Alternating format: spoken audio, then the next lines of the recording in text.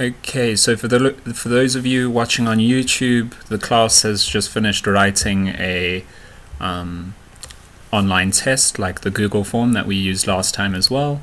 And so now we're just going to review the Google form for the next sort of 35 minutes. Hopefully we'll finish today. A lot of the questions are quite similar to some that we saw last week. So if we don't manage to finish, maybe we can reference back to those or just continue with this in the next lesson. Cool. So let's start this review, guys. Okay, so I think let's jump right into it. I'm just going to share my screen quickly. Cool. Screen shared. You can hear me again? Yeah. Cool. So, question 1. For those of you who are watching on YouTube, check the description of the video and you'll find the test there. Go and write the test. It doesn't count for marks, and it's good practice to get some experience under test conditions. And then you can come back and watch the review after you know what you got wrong and what you need to focus on. So, yeah, do that if you're watching on YouTube. And cool. Let's start the review now. Everything's linked in the description, along with a hint for question 13 and 14. So, yeah, guys, for those of you who are here, if you have any questions, feel free to ask them. Saham's standard once a lesson message. And cool, so let's get started. You are developing code for a method that calculates the discount for the items sold. You name the method calculate discount. The method defines a variable percent value of the type double. You need to make sure that the percent value is accessible only within the calculate discount method. What access modifier should you use when defining the percent value variable? So this is a question about encapsulation, right? And you can see they give us our 4 options there. So guys, which one is it that allows us to access something only inside the class in which it is defined? What word would we use there? Anyone? So you are developing code, must be accessible only within the calculate discount method. Private, precisely, not too difficult, right? Not too difficult. This one, I doubt you guys will be able to even see, it's so tiny. You are developing code that defines an init fields method. The method takes 2 parameters of type double. Okay, it takes 2 parameters of type double and does not return any value to the calling code. Which of the following code segments would you use to define the init fields method? So we already know we're looking for 2 things. So Saham, you say B, that's good. That is the answer. Let's just see what's wrong about each one though. So here we've got public double init fields. Okay, so that's immediately wrong. If we have a double here, that means this method is returning something of type double, right? And it says here that it does not return any value. So what we're looking for void here. Okay. We can come to the next one. It says public void init fields. So it's fine so far. And then it says double L. So you see this one only takes in a single parameter, right? We were told that our method should take in 2 parameters of type double. This takes in 1 parameter of type double. So that one's out. This one says public double. Immediately that should be void, right? Because this is now returning something of type double, or should be returning something of type double. So we can see that, yeah, it is indeed B. Public void init fields double L double W, and you can see that it doesn't return anything, right? So it doesn't have the word return here. If it did have the word return here, it shouldn't have anything after the return, like over here. Okay, cool. So that's the first 3 down. You created a class named GeoShape, all right? You defined a method called area in the GeoShape class. Now, what I want you guys to notice about this one is that it's very similar to question, which one was it? Question 2 from last week's multiple choice test, okay, from the knowledge assessment at the end of section 2. This method calculates the area of a geometric shape. The only difference with this one is that the method and the name of our class is changed, but the question is basically the same. You want the derived classes of GeoShape to supersede this functionality to support the area calculation of additional geometric shapes. When the method area is invoked on a GeoShape object, the area should be calculated based on the runtime type of the geoshape object. Which keyword should you use with the definition of the area method in the geoshape class? Okay, so the answer is virtual. I don't want to go into too much detail here because we have seen something very similar to this before. All right, but what I want to so if you're particularly worried about this question, then please refer back to that video. What I'll remind you of, okay, so the word new and override, especially overrides, you see they put an S here at the end, so the word doesn't even count. But also new and override are used in a different context. So there was a choice between abstract and virtual. Okay, how do we know it's virtual and not abstract? Well, you see it says here, you define a method called area in the geoshape class. This method calculates the area of a geometric shape. Okay, so the fact that this method has an implementation, so it's the same in like in the question 2 from last week's multiple choice test, we had a thing that rendered bitmap files to the screen. Okay, so a special type of image. The fact that it does something suggests that it has a body. So let me just remind you what that means. I'll just show you quite quickly. So if we say public class geoshape, for example, and inside the geoshape class, or let me just say class geoshape rather, makes more. Okay, and we just say public public void, or that would be like double, whatever, it doesn't matter, public void area, right, something like that. Obviously I'm not creating a real thing. The fact that the area, like if it does something here, right, does something here, so the body is defined. Okay, the body is actually defined. We could only define this with virtual. If we made it abstract, okay, then this body would have to be empty. You would not be allowed to have a body. It would have to look something like that. Okay, so that was the difference between the word abstract and virtual. Virtual allows the method to have a body and still be overridden. Okay, whereas abstract doesn't allow it to have a body. All right. Okay, let's head on to the next thing. 4. Suppose that you defined a class scenario that defines functionality for running customized pivot transform on large data sets. I don't even know what this means, so this doesn't matter to us. We have a class called scenario, and it has some method in it. Okay. You do not want the functionality of this class to be inherited into derived classes. What keyword should you use to define the scenario class? Okay, we've seen this question before as well. Okay, you guys have gone way ahead. All right, let me find out where we were. So Yvia says 4A. Let me check. Yeah, cool. So that's correct. So 4 is sealed. Okay, do you guys, hopefully you remember, okay, especially given the other options that they gave you here, sealed is definitely correct.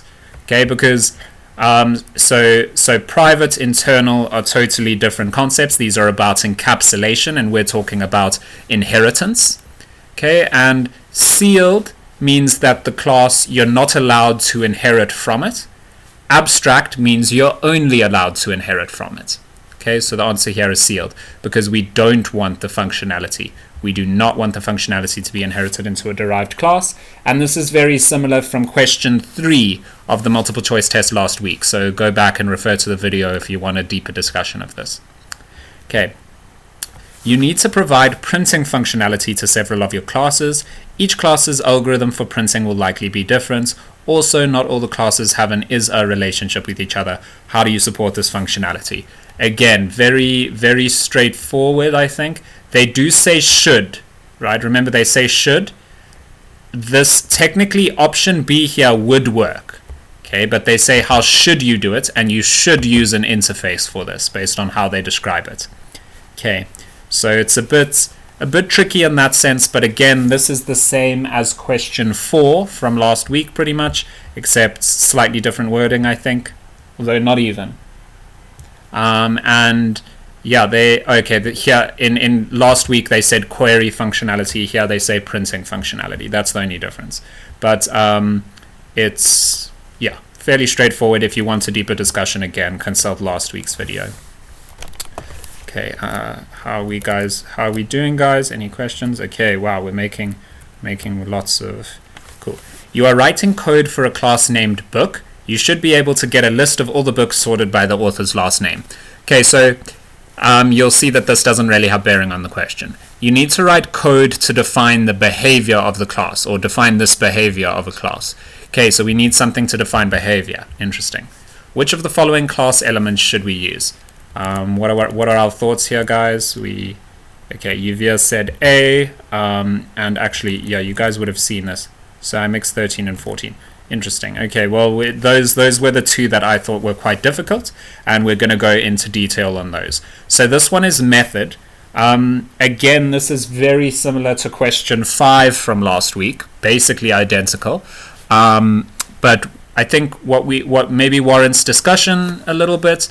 So it's not a property, right? Properties just hold things. They define attributes of a class, not behaviors of a class, right? So a property would be something like a number of wheels, the amount of legs you have, the color of your hair. None of these things are behaviors, right? They're attributes. Events do not define behavior, right? Events essentially define a list of behaviors to do when certain things occur. Delegates define a signature for a method. All right, so again, they're not defining a behavior themselves. They're defining a signature or a look for a specific behavior. All right, again, though, if you consult last week's video for question 5, you'll see a deeper discussion of this topic. But basically, if you're asked about behavior, procedure, algorithms, all of these things go into methods. Okay, suppose that you are writing code for a class named product. You need to make sure that the data members of the class are initialized to the correct values as soon as you create an object of the product class. Okay, this question is literally identical to a question we've seen before as well. Let me find where it was. Down. Where is it? Question 6 from last week is this question. Okay, so question 6 from this, and it's B. Again, if you want a deeper discussion, check out question 6 from last week. You are creating a new class named sphere derived from the shape class. The area method in the shape class should provide new functionality, but also hide the shape class implementation of the area method. Which code segment should you use to accomplish this? Okay, this question is very similar to question 7 from last week. I think maybe it does warrant further discussion since we're making good time on this, I think. So let me just discuss why the different things are the way they are. Okay, so the word virtual we wouldn't use in this context. Doesn't make sense. Static has nothing to do with this idea of overriding or changing or superseding the functionality of a previous class. Okay, static would mean that I'm able to call area without creating a thing of type sphere. So I'd be able to call area without creating an object of type sphere. That's what static means. Class sphere shape virtual. We've seen the word virtual even in today's lesson a little bit, and a lot last week, and a lot over our discussion of section 2. And yeah, virtual isn't used in this context, so this one's just to throw you off. So there's a choice here between override and new. Again, for a deeper discussion, check out question 7 from last week.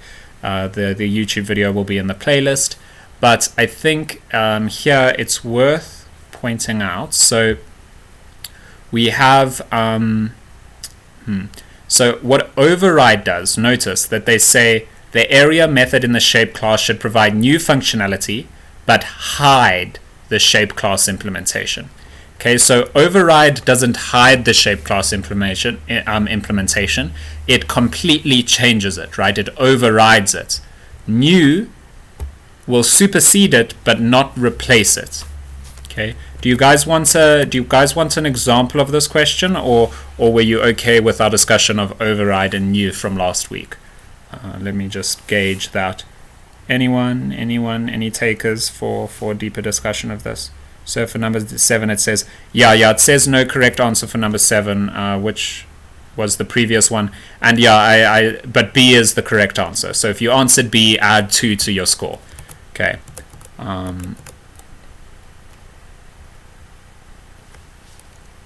Cool.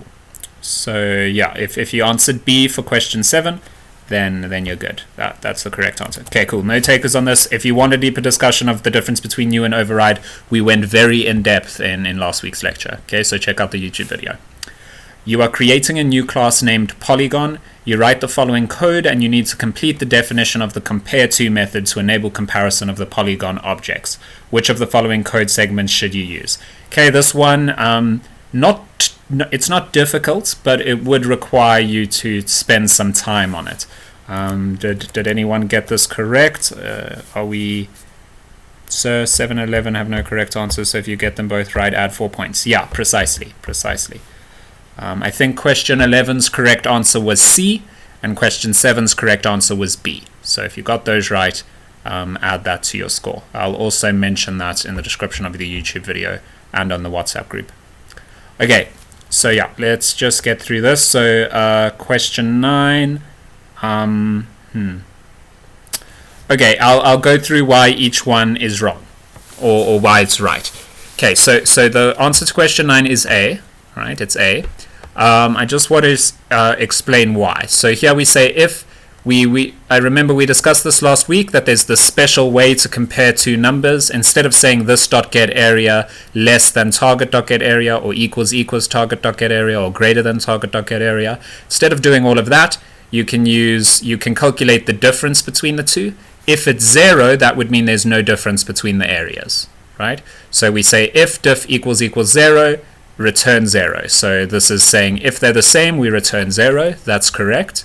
Else if diff is greater than 0, if the difference of the two numbers is greater than 0, that would mean that this area was greater than target area, which means that we must return 1, right? Because it means that this area is after it in our ordering.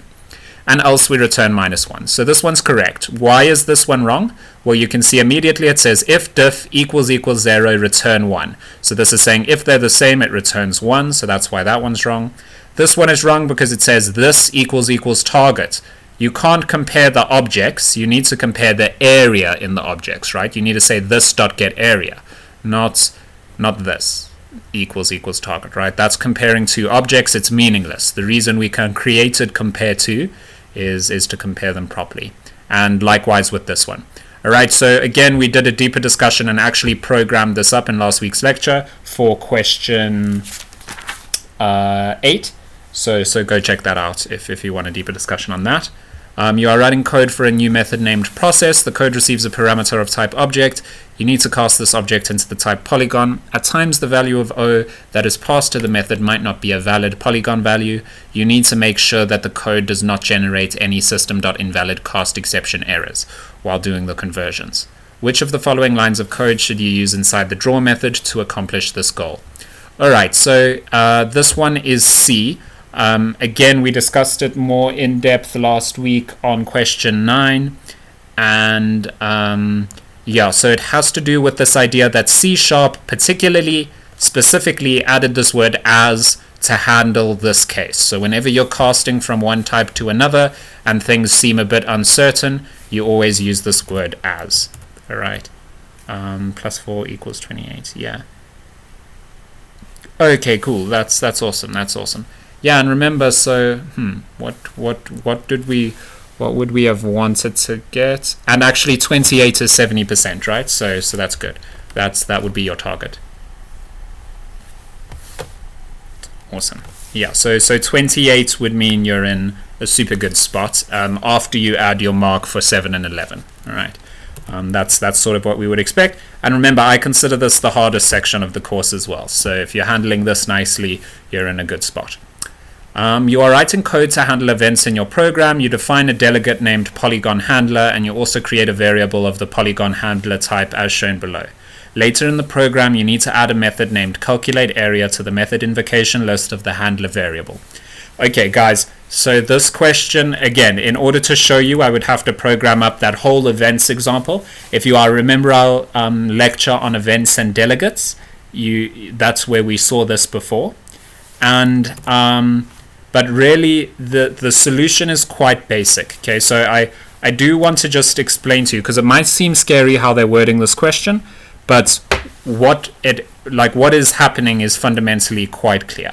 Okay, so we have our handler, all right? What the handler has is a list of methods. Okay, we know what methods are, right? Like the area method. Maybe it has something to calculate the area. It has something to notify subscribers. It has something to, a bunch of different methods. Okay, the handler has a list of different methods to call when a particular event occurs, all right? If we say handler equals new polygon handler calculate area, this equal sign will completely overwrite the list of methods that we have. Okay, so that would destroy our events. Everything previously that we added to the event would break. Okay, because it's now just replaced with a particular object. So it's definitely not A. Handler equals calculate area. Again, because it's just saying equals, all the other things in the list, all the other methods in our handler list would be overwritten by this calculate area. Okay, minus equals calculate area. Well, here it says specifically, later in the program, you need to add a method named calculate area. So number one, subtraction doesn't even make sense in this context, but the fact that the method says add should give away hugely that you're not using a minus sign, right? And the fact that the method says add, you're looking for a plus, right? And it's only going to be in one place. Okay, handler plus equals calculate area. This will add the calculate area method to the back of the handler list. Okay, so that's the sensible choice here. Okay, and so yeah, C was the correct answer. Handler plus equals calculate area for question 11. So if you got that, add 2 to your marks. Awesome. So wow, that's very cool. 13 and 14 were difficult actually, so I like that. You are developing a C# application. You create a class of the name widget. You use some third-party libraries, one of which also contains a class of the name widget. Okay, so what they're saying is, look, we've got a class here called program. Okay, again, I imagine some of you might have been tricked by this question, but I promise you it's quite easy.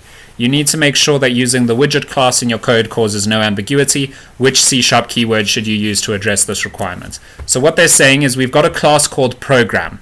Okay, we're also, you see here, we're saying using system, right? This is another namespace somewhere. It's got a bunch of classes in it. Okay, this thing has a bunch of classes in it. What if one of the classes inside system is called program? How does C# differentiate between our class program and systems class and system.program? So there's a system.program, say. So inside the system namespace, there might be a class called program. We have a class called program here. How do we differentiate between these classes? We use a namespace. Okay, so we put all our classes inside a namespace so that it's unique, okay, globally unique. Okay, so it's just a namespace. Again, some of you might have been tricked by this question, but it's actually quite easy. Even when I read the question, I was like, wow, that's a bit of a strange question. I haven't seen this before. But then once I checked out the choices, I realized, okay, it's obviously namespace. Okay, cool. So you are reviewing the following C# program. What will be the output when this code is executed? Okay, this one is a bit tough. Okay, so this was testing if you remember the difference between pass by reference and pass by value. Okay, so classes are passed by reference. So you see we've got public class rectangle. That means everything in here is passed by reference, or in this case, like when we make a copy of it, right, R2 equals R1, we don't actually copy it. We're giving it the same place to point to. All right, so let me just explain it in words. Maybe I'll show you in an example next week. I'm not sure if we have enough time now. But what's happening here? So we have a class rectangle. All right, we say rectangle R1, R2. So we're creating two variables of type rectangle. Okay. We say R1 equals new rectangle, length 10, width 20. Okay, so R1, our first rectangle, has a length of 10 and a width of 20. Okay. R2 equals R1. So we copy R1 into R2. But remember, it's passed by reference. So when I say that, we're not actually making a copy. R2 is pointing to the exact same thing as R1. So then when I say R2.length equals 30, it doesn't just update it does just update R2, but R2 and R1 are pointing to the same thing, because R1 is a class, so it is passed by reference. Okay, so when I print out console.writeLine R1.length, okay, I changed R2.length, but when I print R1.length, you'll notice that it is also changed. Okay, so classes are passed by reference, which means when we clone it into another variable like this, we do not make a copy. Okay, we do not give it a copy, we give it the same memory location. All right. The next question is very similar. So similar, it's just one word difference. One word difference. Here, instead of saying public class rectangle, they say public struct rectangle. Okay, and what this is saying is that structs are not passed by reference. They are passed by value. So the rest of the setup is exactly the same, but when we say R2 equals R1, we do not give it the exact memory location of R1. We copy R1 into a new memory location and point R2 to that copy. So then when we say R2.length equals 30, we change the copy, but we do not change the original version of R1. Okay, so the length is still set to 10, right? R1's length was originally set to 10. We change R2's length to 30, but R1's length is unaffected. Okay, so that's what that question is testing. A little bit strange, but hopefully after hearing it explained, it makes sense. If you're not comfortable with that, go back to our lecture on events and delegates, and in that lecture we explain passing by reference versus passing by value. Okay, so there's the YouTube video in the playlist on that. Okay, you are developing a C# application. You need to decide whether to declare a class member as static. Which of the following statements is true about static members of a class? So they're asking us which one is true. All right, interesting. So they can say, you can use the this keyword reference with a static method or property. Okay, so this question is a little bit subtle. I think it's maybe worth going into a bit of detail on it. So let's spend some time with this. So we'll say public class rectangle. Okay, so the first thing to recall is, what does static even mean? Okay, let me put it like this. So I'll say public void prints. Okay, so I've just created a simple print method here, and all it's going to do is print out something.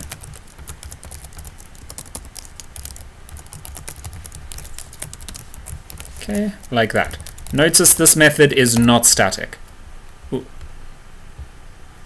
Notice that this method is not static. Okay, so it just prints out something and it's not static. So when I try to go print, I'm not sure because it's in main, it might, yeah, cool. So when I call print, it says an object reference is required for the non-static field method or property. Why does that keep happening? Can we stop muting me, please? So, I don't know why. Why would Teams even allow people? Why would Teams even allow that? That's so strange. Okay, so let me see. So you can see now we've got this non-static field here, right? It doesn't have the word static applied to it, which means that when I try to call it just like this, it says that that's not allowed. In order to call a non-static field, I would have to say, so this is inside the program class, I would have to go ahead and say program p equals new program, so create an object of type program. Hopefully we're comfortable with that idea. And then I would have to say p.print. Okay, so the important thing to realize here, guys, is that the this keyword applies to an object. Right? It applies to an object. So if no object exists, as is the case with static variables, if no object exists, then you wouldn't want to be able to you wouldn't be able to use this, right? So the special thing about making a method static, if I say public static void print, right, then without creating this object, I can immediately call print. See, it prints out something, no problem, because it's now static. But you can see when I make that call, no object exists. So that this keyword can't refer to anything, because this specifically refers to the current object. Okay, so that's why the first one's wrong. Only one copy of a static field is shared by all instances of a class. This is not the case. Each class has its own copy of a static field as well. Just because it's static doesn't mean only one of them exists. Static members of a class can be used only after an instance of a class is created. This is the exact opposite of what the word static means. So C is the exact opposite of what the word static means. The final one, the static keyword is used to declare members that do not belong to individual objects, but belong to a class itself. That's correct. Okay, 16. Suppose that you are a new C# developer and you're reviewing object-oriented programming fundamentals. Which of the following statements is not true? Okay, which of the following statements is not true? Let's just go through each of the statements. This question shouldn't take too long. A class is a concrete instance of an object. Okay, so let's start at the bottom of the list. How about we start at the bottom of the list? A constructor is used to initialize the data members of the object. This is true, right? We use constructors to initialize properties. Okay, and here they say data members, but we had this whole discussion before. There's a bunch of different words they can use to refer to the same thing. Okay, so we use a constructor to initialize things in a class. This is true when we create a new object. A class is a definition of a new data type. That's true. You can define your own data types in C# by creating your own class. A class defines the template for an object. That's basically the definition of a class, right? They define blueprints for creating objects, right? Like a car can define will define a blueprint for creating objects of type car. Okay. A class is a concrete instance of an object. So this is not true. Why is it not true? Because this is the opposite of the correct statement. Okay. An object is an instance of a class. A class is not an instance of an object. Okay. An object is an instance of a class, right? So it's like in this instance, this object is representing that class. That's what it means. In this instant, that's why we would call it an instance. All right. So, but a class is not a concrete instance of an object. That's just a false statement. Okay. You are a new C# developer who is developing a Windows application. You develop a new class that must be accessible to all the code packaged in the same assembly. Even the classes that are in the same assembly but do not directly or indirectly inherit from this class must be able to access the code. Okay, so this is a question about encapsulation. Did you guys get this? Wow, you did. Okay, that's fantastic. For 16. Okay. You said C for this. Yeah, but you can see a class as a definition of a new data type. You can create your own data type. Okay, and think about it, like when you create a rectangle, you're saying rectangle rect, right? When you create a rectangle object. Just like if you use a normal data type like int, you would say int x, right? You can also say rectangle x, okay, after you've created a class of type rectangle. So you're creating a new data type. You can see it that way. Anyway, so here in 17, all right, so public won't work. Okay, why? Because you develop a new class that must be accessible to all code packaged in the same assembly. Okay, but any code outside the assembly should not be able to access the new class. All right, any code outside the assembly. So public would make it must not be able to.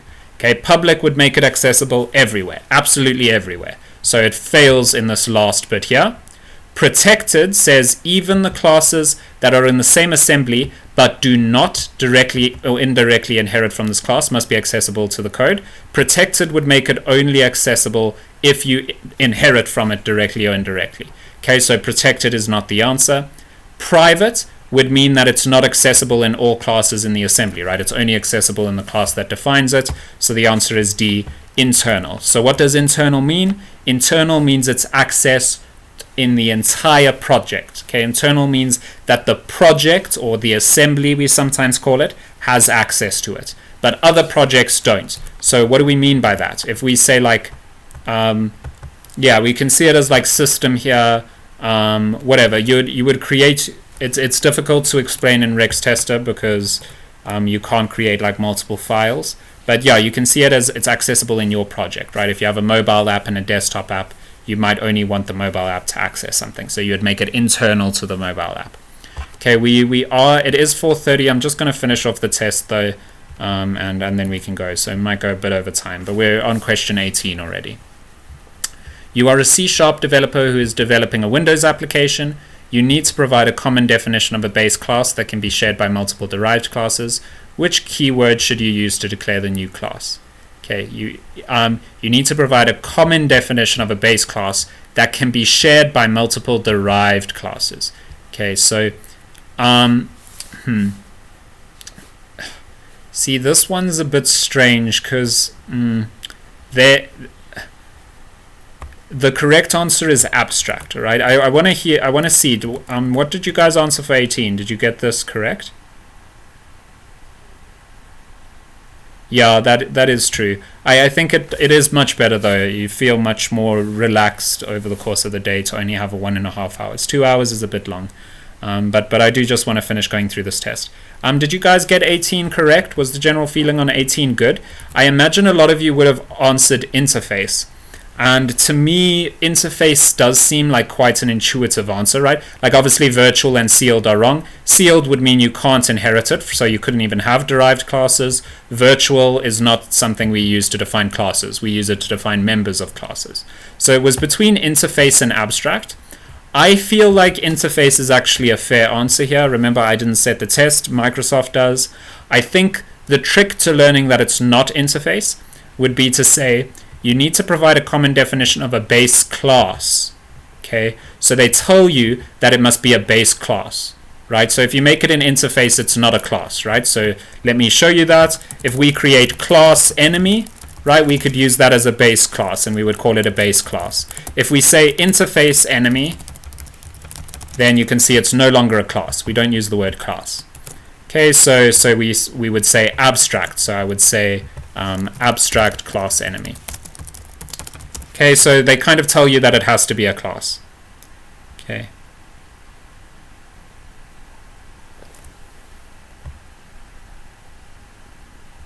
Wait, which question is this, Sachin? I got 18 wrong. Oh, it seems like they've reordered the... What? Yeah, it seems like they reorder the questions for you. Oh, that's so annoying. Okay, so you'll have to read the question. I don't know why 18. Your 18 looks different, Sachin. Oh wait, no. Are you sure that's 18? Because this looks like question 11. I think that's question 11 that you sent there, or question 7. Yes, Sachin, I think that's question 7 that you sent there, is it not? That little screenshot you sent. Anyway. Okay, let's... Oh, okay, cool. You were saying for 11. Saham said he got 18 wrong. Oh, sorry. Yeah, okay, Sachin, yeah, that's 7. You did get 7 correct, though. B is the correct answer, so add 2 to your mark. Okay, Sachin. So it's just that they didn't specify the correct answer for 7. But you did get 7 correct. Okay, they just didn't specify. The correct answer for question 11 was C, and the correct answer for question 7 was B. All right. So if you answered those, you did get it right. Okay. Question 19. You are a C# developer who is developing a Windows application. You write the following code, object O. Later in the code, you need to assign the variable O to an object. Okay, guys, with these questions, we've now gotten it twice. Whenever we're converting one object type to another, like objects to rectangles or polygons to rectangles, whatever, we're always going to use the word as. Okay, they love testing this because C# is one of the few languages that has this special keyword that handles this kind of conversion, and so they like testing it. Okay, but basically, whenever you're converting an object or like a thing from one type to another without invalid cast exceptions, we always use that word as. Okay, so this is just like a memory game, basically, those kinds of questions. And the last one, I was interested to see if you guys would get number 20 correct, actually, because this was right at the beginning. So you are a C# developer who is developing a Windows application. You need to provide derived classes the ability to share common functionality with base classes, but still define their own unique behavior. Which object-oriented programming concept should you use to accomplish this functionality? So I like this question because it allows us to discuss things in this abstract way. So encapsulation is not the right answer, right? Encapsulation has to do with security, right? Words like public, private, protected. Ooh, nice. Okay, Uvia, Saham, good stuff, good stuff. So encapsulation is things like security, so that's not the answer to this question. Abstraction, well, abstraction is another different concept, right? Abstraction is another different concept that has to do with allowing us to define the structure of a thing without defining a concrete implementation of the thing. Okay, so that's words like abstract and virtual. Okay, inheritance is the concept that base derived classes can inherit from base classes, not be different, but inherit. Okay, so inheritance is defining the idea that derived classes can inherit from base classes. What polymorphism allows us to do is to say that a derived class can inherit from a base class, but also be different. So the base class functionality can take on many different forms in the different in the different classes that it provides for. Okay, so that's what polymorphism means. And yeah, I'm glad at least 2 of you guys got that. That's really nice. Okay, so when I submit this, the best it would say is, I forgot to answer that question. The best it would say is 36, assuming I clicked everything correctly. And yeah, the reason for that, yeah, so it says 36, but the reason for that is, let me just see, can I show you guys? Where would I see this? Yeah, the reason for that is question 7 they didn't specify the answer, but the correct answer is B. So if you got that, add 2 to your score. And in question 11, the correct answer is C, but they didn't specify it, so it won't add to your score either. But yeah, so the best you can achieve is 36 in this. But yeah, because of 7 and 11. So if you got B and C for 7 and 11, then you did actually do well. Or you must add those to your mark, is what I mean to say. Okay. Cool. So after handling that thing with 7 and 11, what you should try to target is maybe, okay, yeah, that's good. What you should try to target after adding 7 and 11, you want to be around 28. Don't worry if you're not there, because we're going to have a lot more revision sessions as well, and we'll discuss this a lot. I will send one thing on the WhatsApp group that will allow us to book your test. Currently, we're thinking to do the test at the end of November. Okay. So your MTA test to get your certificate will be the end of November, right? That gives us a lot of time still to revise and learn the remaining parts of the course. Cool. I do also have some extra reading for you guys next week, but I'll discuss it all on the WhatsApp group. And yeah, cool. Cheers, guys. Thank you for coming. Nice, Yuvia. Well done. Yeah, thank you all for coming, and I'll see you next week, same time. Same day, probably. Roosevelt is going back to school for quite an intensive thing soon, so do let me know if your schedules are a bit hectic. Okay. Yeah, good, Saham. That's around the place you want to be. Yeah. Cool. Obviously, always aim for the best, though. Get everything right instead. Okay. Yeah, cool. Thank you, guys. Enjoy the rest of your week, say. One last mute, like it. Okay, yeah. Cheers, guys. You clocked your brothers. Nice. Okay, cheers, everyone. Let me stop recording.